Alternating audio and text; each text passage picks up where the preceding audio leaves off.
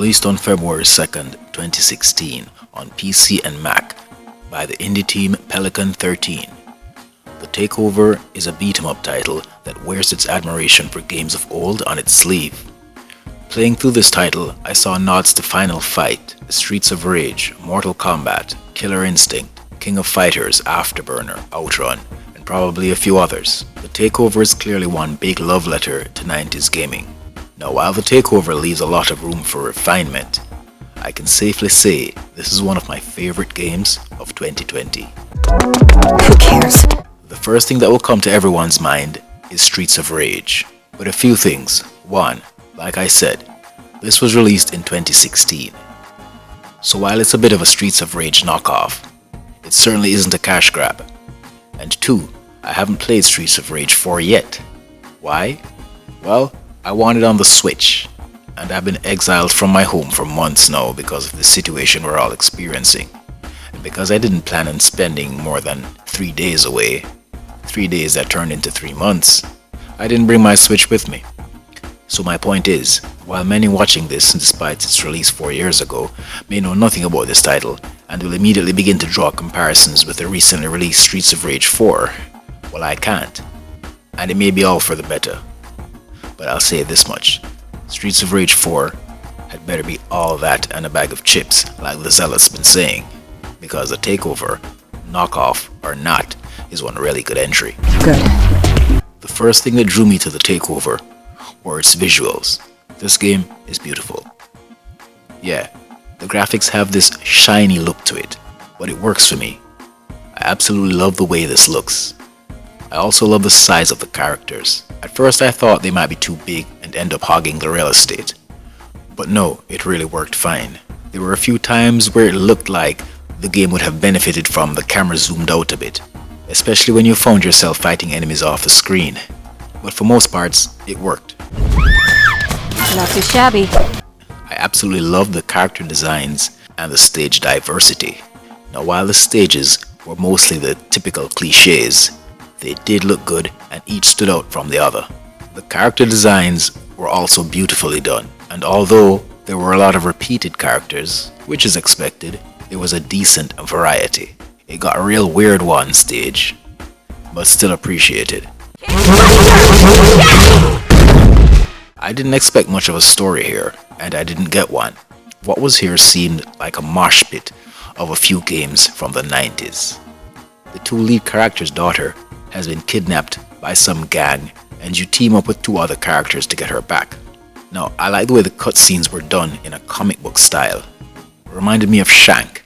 Another thing that reminded me of Shank was the blood. I like this, only wish they took it a step further with some adult language. This would have also helped the story for me, but whatever. Forgive me, Master. I have failed you. Although there were technically 4 playable characters, one seemed like an afterthought. He wasn't even in any of the cutscenes. He really just looked like the devs figured, hey, let's throw in the one token black guy at the last minute. Whatever. The voice acting was decent B-movie. Nothing to write home about, but nothing to complain about either. Sometimes I think developers deliberately create these cheesy sounding dialogues to add to the nostalgia. Go to hell! The meat of the matter, the gameplay. You've got the basic moveset, what's expected. You can punch, kick, grab, throw, mix up combos, and the special moves.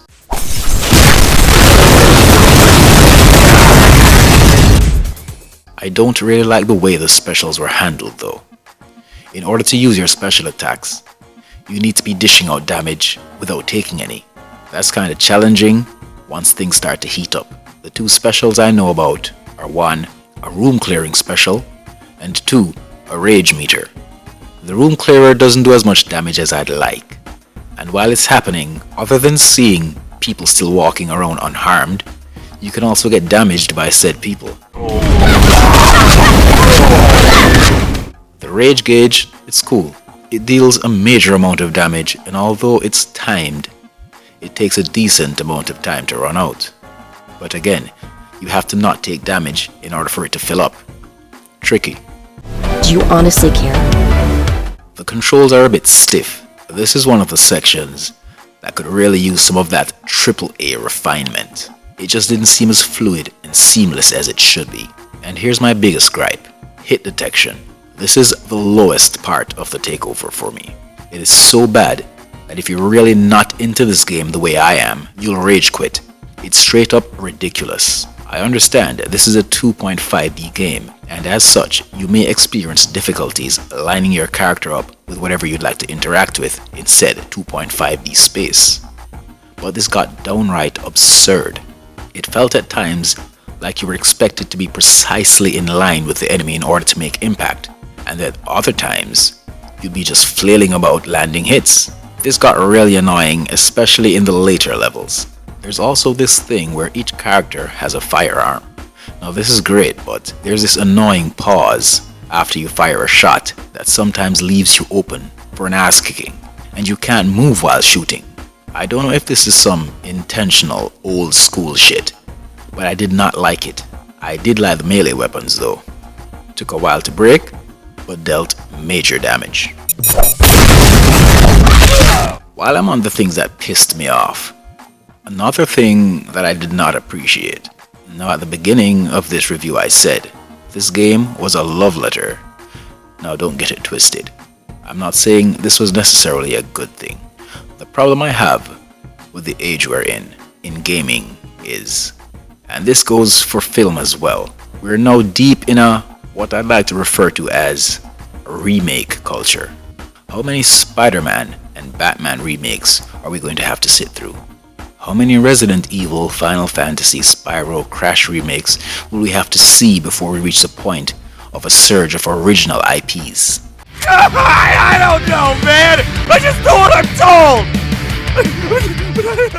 I'm not saying devs aren't making new IPs, but it's getting kinda silly.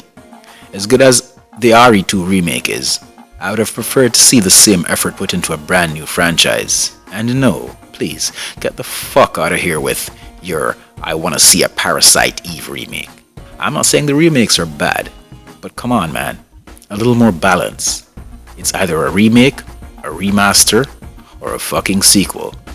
And my point is, instead of devs trying to make a tribute or homage to Streets of Rage and Final Fight, instead of making Streets of Rage 4 to rekindle some old feelings of yesteryear, why not create a brand new take on the genre? Kinda the way Mortal Kombat and a few others proved that there can be an actual campaign in a fighting game. Not just the run-of-the-mill, done-to-death arcade mode with different endings for each character. So fuck your homage to Streets of Rage. Bring something new to the table, goddammit. Never! End of rant, but still on the whole tribute thing. The takeover also tries to spice things up a bit by offering somewhat of a change of pace with bonus stages that reminds me of Outrun and Afterburner. These stages offer you the opportunity to cop an extra life, should you survive till the end.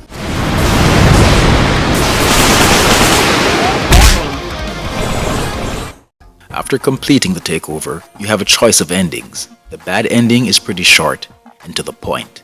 It's also strangely satisfying. It was. While the good ending, well, it stretches out a bit. It was no problem, kid.